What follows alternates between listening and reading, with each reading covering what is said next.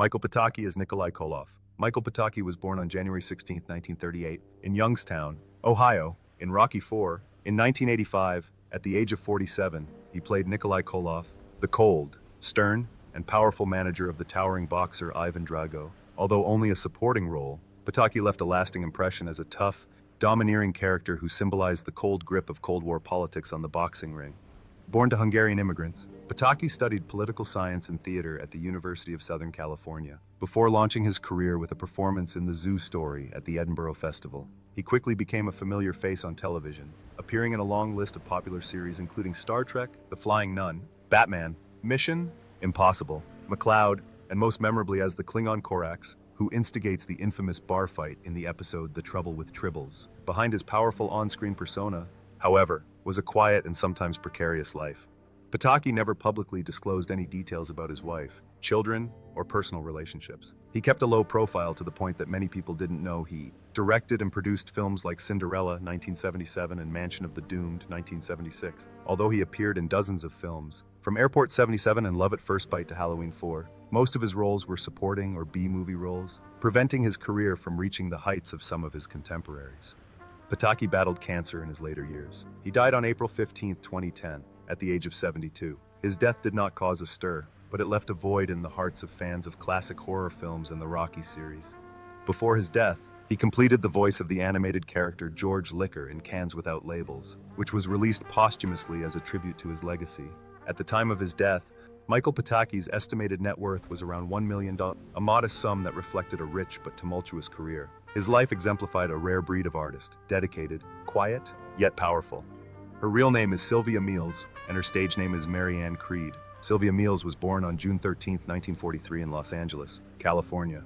She played the most memorable role of her life, Mary Ann Creed, wife of Apollo Creed, in Rocky II and returned with deep emotion at the age of 41 in Rocky IV, 1985. In the film, she portrayed a strong, resilient woman, devastated when her husband fell in the ring in front of millions of viewers. It was not just a role, but also a haunting farewell that left a deep impression. Sylvia Meals' career, however, was oddly short-lived in an industry that has been notoriously unforgiving towards women of color. Before her Rocky films, she appeared in a little-known TV movie called Harambee, a project that has largely been forgotten in Hollywood history. But it was her role as Mary Ann Creed that gave her her moment to shine. Despite her limited screen time, Sylvia's every appearance left a strong impression. Her determined gaze as she watched her husband enter the ring, and her firm voice pleading with Rocky to stop the fight in Rocky IV, are testaments to her strong emotional range. However, after Rocky IV, Sylvia's acting career almost stopped. She has not appeared in any notable films or television shows since. Some sources believe that she chose to focus on her family life after her divorce from her ex-husband, Robert L. Meals, in 1979. Others believe that, like many black actresses of her generation, she was limited by a lack of roles and opportunities in an industry still steeped in racial and gender bias. It is unfortunate that Sylvia's talent was not fully recognized. With only 4 credited roles throughout her career, she has largely disappeared from public memory. While the male actors of the Rocky series continued to take on leading roles and became cultural icons, Sylvia quietly faded into obscurity, not even being invited back in later installments such as Creed 2015, where the character of Mary Ann was replaced and played by a different actress. Sylvia's life ended quietly on March 29, 2011, in her hometown of Los Angeles. She died at the age of 67 after a long battle with cancer, in a silent and sorrowful manner. There was no lavish funeral, no memorial in the press. Her death was known only to a small group of Rocky fans, and like her role in the film, it was quiet, poignant, and tragically forgotten. Bert Young as Paulie Panino. Bert Young, whose real name is Gerald Tommaso DeLuise, was born on April 30, 1940, in Queens, New York. He was 45 years old when he joined Rocky IV in 1985 as Paulie Panino, Rocky Balboa's hot-tempered but loyal brother-in-law. The role brought him closer to a global audience, especially after he received an Oscar nomination for the original Rocky, 1976, a rare honor for a supporting actor beloved for his heartbreakingly realistic performance. Few people know that before his on-screen fame, Young was a U.S. Marine and a professional boxer, winning 32 of his 34 fights. The years of discipline in the military and in the ring forged the rugged look and tired but determined eyes that were an essential part of the Paulie character he portrayed. But behind the glamour of Rocky, his real life was as dark as the characters in the movies. In 1974, his wife, Gloria, died suddenly, leaving him with their young daughter. The private grief caused Young to retreat into a quiet life and rarely mentioned his family in interviews. During the 1980s, He also suffered a financial crisis due to a series of supporting roles, box office failures, and even considered quitting acting altogether. However, he persevered, appearing in films such as Once Upon a Time in America, 1984, Back to School, 1986, and then Win-Win, 2011, often playing tough characters that closely mirrored his own personality. Bert Young's life off the set was far from peaceful. He owned a restaurant in the Bronx, ran the 1984 New York Marathon, and in his later years found joy in painting and writing. Some of his artwork has even been exhibited in international galleries. His paintings appeared in a scene from the 2006 film Rocky Balboa, a subtle symbol of the intersection between art and real life. However, old age did not spare him. In his later years, Bert Young was said to have been battling heart disease, atrial fibrillation, and atherosclerosis, which severely weakened his health. On October 8, 2023, he passed away in Los Angeles at the age of 83. The official cause of death was cardiac arrest, with contributing factors including a heart attack. He was buried at Mount St. Mary's Cemetery in Flushing, Queens, a peaceful resting place in the heart of New York, not far from where he was born and raised. His net worth was estimated at $2 million, a modest sum for a film legend with a career spanning nearly 50 years.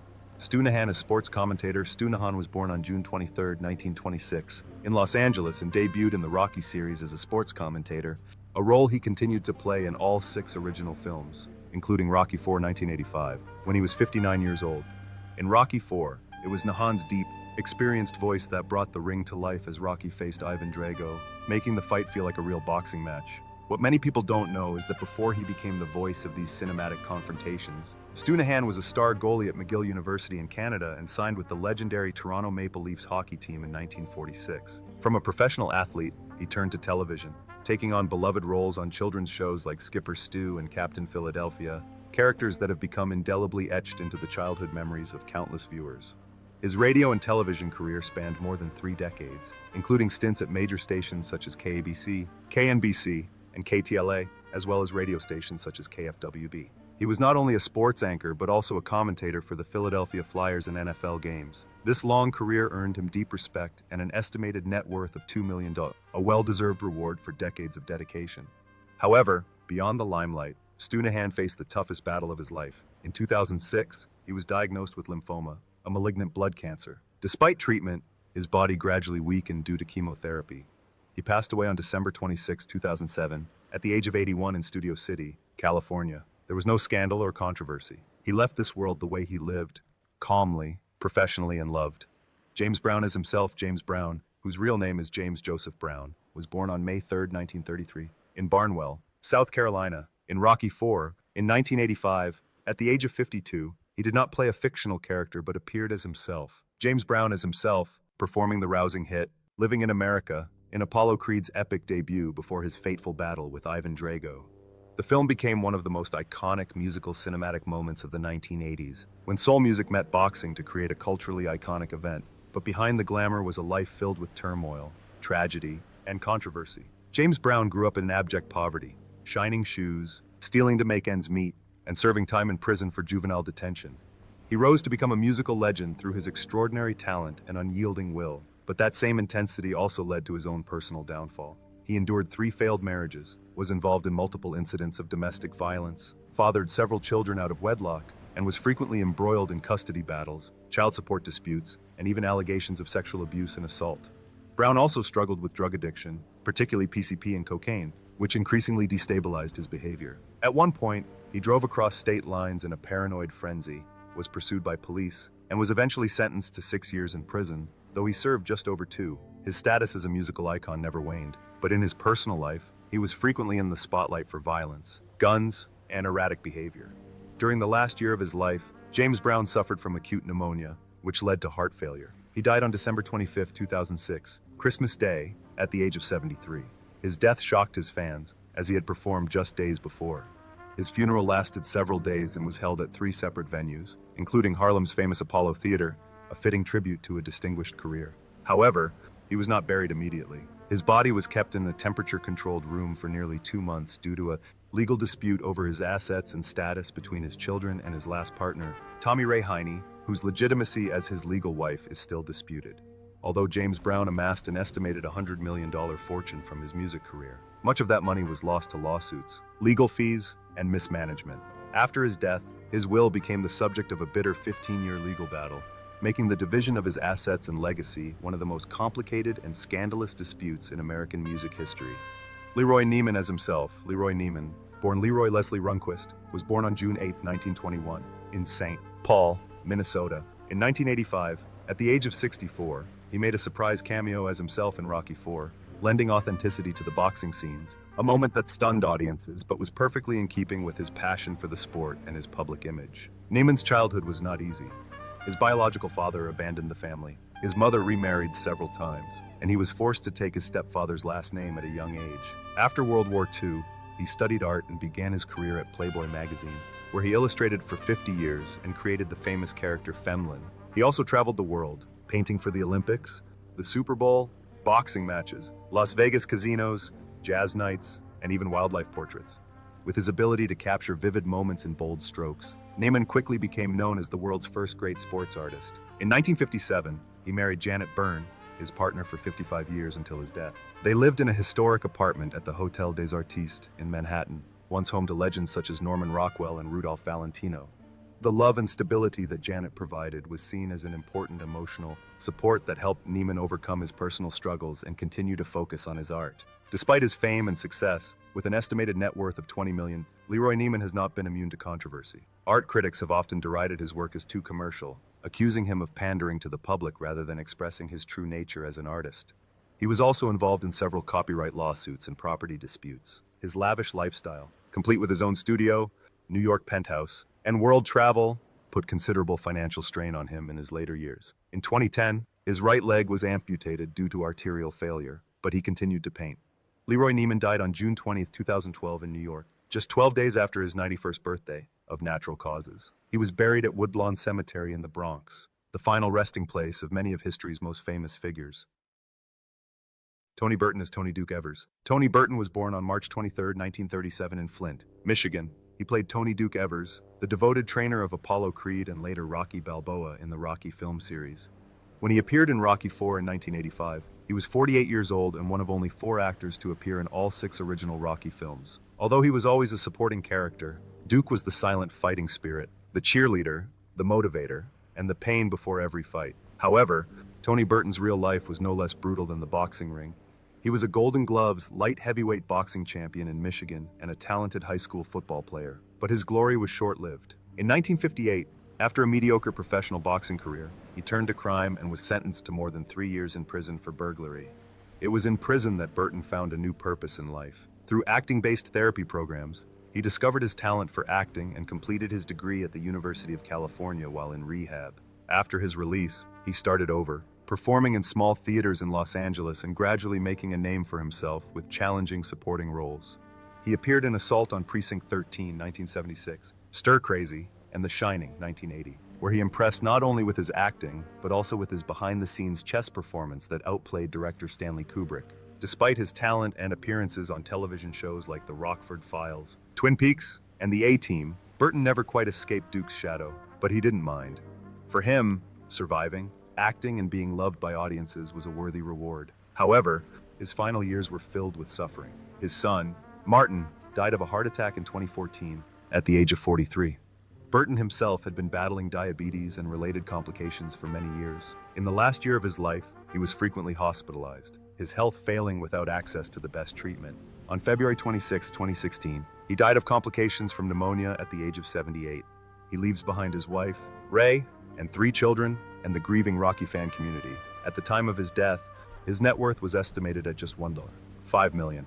Carl Weathers, professionally known as Apollo Creed, was born on January 14, 1948, in New Orleans. He was 37 when he played Apollo Creed in Rocky IV, 1985, the perfect age to play a proud champion with real emotional depth. Apollo was not only Rocky Balboa's longtime rival, but also a cultural icon, strong, intelligent, and the embodiment of American charisma. The role transformed Carl Weathers from an obscure former NFL player into one of the top action stars of the 1980s. But his life wasn't all glitz and glamour. Weathers went through 3 failed marriages, all of which ended in divorce. Although he rarely spoke about it in public, close friends revealed that he struggled with loneliness behind the scenes. After playing Apollo, he struggled to escape the character's shadow, appearing in action films such as Predator, 1987, and Action Jackson, 1988, though none of them achieved the same level of success as Rocky. In 1996, while filming his role as Chubbs in Happy Gilmore, Weathers fractured his vertebrae during a stunt. The injury left him in chronic pain for years, a silent physical tragedy for a former elite athlete.